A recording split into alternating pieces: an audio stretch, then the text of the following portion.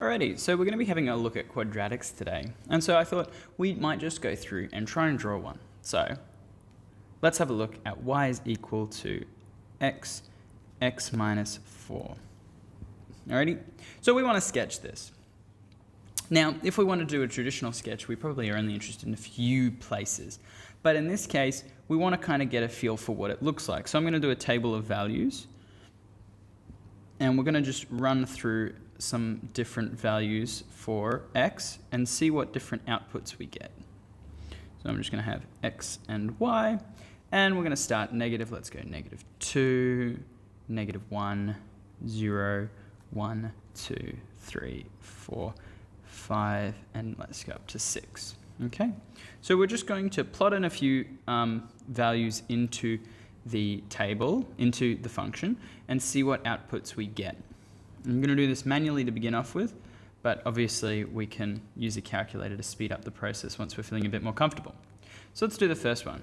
So for the first one, we'd get y is equal to, x is equal to negative 2, negative 2 in brackets negative 2 minus 4, which is negative 2 times negative 6, which is positive 12. So our first value would be negative 2, 12. The second one would be when we sub a negative 1. We get negative 1 minus 4, negative 5 times negative 1 is just 5. At 0, we get y is equal to 0 times 0 minus 4. Well, that's just 0 times doesn't matter. It's 0. Then we can do y equals 1. So we got x equals 1. So y equals 1 times 1 minus 4. 1 minus 4 is negative 3. 1 times negative 3 is negative 3. And we can continue doing this for a little bit. And so we're going to fill in some of these values. I just might do one more, and then I'm just going to pause the video and run through the rest of the calculations myself. So 2 times negative 4, negative 2 is negative 4. This is negative 3, 0, 5, and 12. Hey, big surprise. So you'll notice that there's a point of symmetry here where the outputs are reflected on either side. You can see that they sort of are a meeting point here. Alrighty, I'm going to get rid of all of that working out. We don't need that anymore. So now we can actually just plot the graph itself. So let's go through ahead and do that. So we don't need too much negative axis, but we do need a bit of positive axis. Might move it even a little bit further. Yeah, we get into, yeah, we'll go like here. That looks good. Alrighty, so on my x-axis and my y-axis, and I'm just going to set them up. They're not going to be 1 to 1 just because I don't have the space to do so.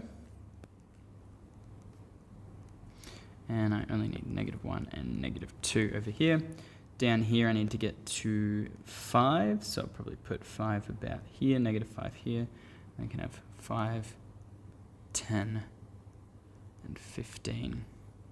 Alrighty, so here's our little space to do a graph. So the first point is negative 2, 12, which is up here.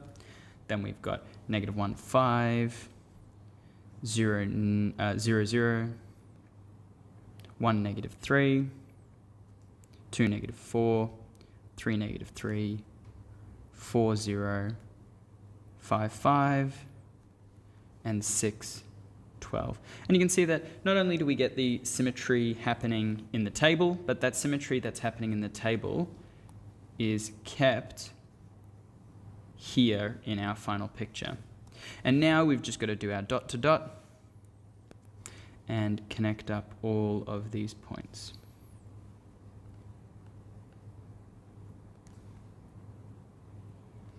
Put little arrows on it.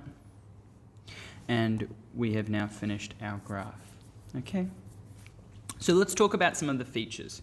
The first feature is that you'll notice that it is concave up, meaning it's pointing upwards like that.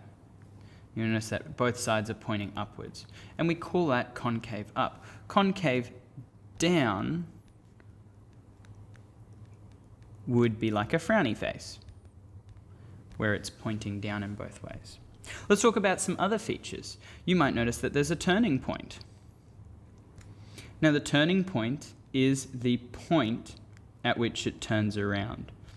So this point down here is the turning point, and it has the coordinates 2, -4. That's the turning point of this graph. So it's 2, -4 is the particular turning point. You'll notice it's got a y-intercept, and that happens when it hits the y-axis, which is when x equals 0. And it turns out that y is also equal to 0. So it's the point 0, 0. We can look at the x-intercepts. Now we have multiple names for the x-intercepts. We also call them roots. We're going to use those names interchangeably. That's where it crosses the x-axis, so it's when y equals 0. And in this case, we've got 2, we've got 0, 0, and we've also got 4, 0. So these are our two x-intercepts and our roots. Another one we've already actually done, and I've already drawn it on the screen, is the equation for the line of symmetry, right? So it has a line of symmetry, which we talked about before, but sometimes we also want to know what the equation of that line is.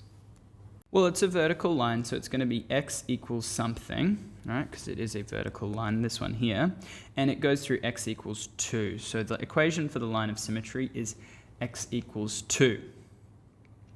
The last two things we can talk about are the domain and the range. Now we've talked about domain, but I haven't talked about range yet, so let's talk about domain first. So for domain, we ask the question, what are the restrictions on the x coordinates? And the answer is there are no restrictions, so we can just say that x is in double R. You can go as far as you want to the left, and you can also go as far as you want to the right. There's no restrictions on that whatsoever. So we can say that the domain is all of the real numbers, all of the numbers. Range is the same thing, but instead of for x, it's for the y. And this one's a little bit more interesting, right? You can go as high up as you want, right? You could go up even higher, and you could just keep going up. No restriction whatsoever. But going down, there's a limit. In fact, the limit's at the turning point. So for the range, we always say that it is y. And let's use the bracket notation. We always put the smaller number on the left and the larger number on the right. So the larger number that it could be is positive infinity. It can go as far up as we want, but it has a limit for where it can stop, where it can go on the other side, which is here. You can never go further down than this. That's not going to happen, right? It's not allowed. So there is a limit to the range, meaning there's a limit to what y values are even possible. And that limit is -4. Because remember, that's our turning point. So that's the y-coordinate of the turning point. And you'll notice that I'm using a square bracket there because it is inclusive, the turning point's on the line, so that means that it is part of the range. So that is the range and the domain. Okay? So that is a quick introduction to quadratics and a little bit about them. Some quadratics, when they're turned upside down, will have a slightly different on the range. It might be a little bit different, but that's pretty much everything that you need to be able to tell about a quadratic. I'll see you in the next one. Goodbye.